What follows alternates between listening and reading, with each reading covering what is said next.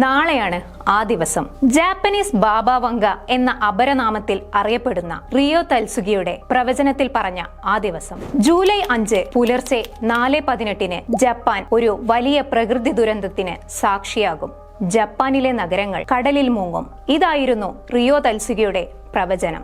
ഒരു Japanese manga ആർട്ടിസ്റ്റാണ് Rio തൽസുഗി. 1999 പുറത്തിറങ്ങിയ തന്റെ ഫ്യൂച്ചർ ഐസോ എന്ന പുസ്തകത്തിലാണ് റിയോ തൽസുഗി ഇത്തരം പ്രവചനങ്ങൾ നടത്തുന്നത്. താൻ പലപ്പോഴായി കാണുന്ന സ്വപ്നങ്ങളാണത്രേ റിയോ തൽസുഗി തന്റെ പുസ്തകത്തിൽ എഴുതി വച്ചിരിക്കുന്നത്. തുടക്കത്തിൽ വലിയ പ്രശംസ ലഭിക്കാതിരുന്ന റിയോ തൽസുഗിയുടെ പുസ്തകത്തിന് പിന്നീട് കോവിഡ് മഹാമാരിയും 2011 വെള്ളപ്പൊക്കവും പുസ്തകത്തിൽ പ്രവചിച്ചതുപോലെ നടന്നപ്പോൾ ജപ്പാനിലെ തെരുവുകളിൽ റിയോ തൽസുഗിയുടെ പുസ്തകം വിറ്റൊഴിഞ്ഞത് വളരെ വേഗത്തിലായിരുന്നു.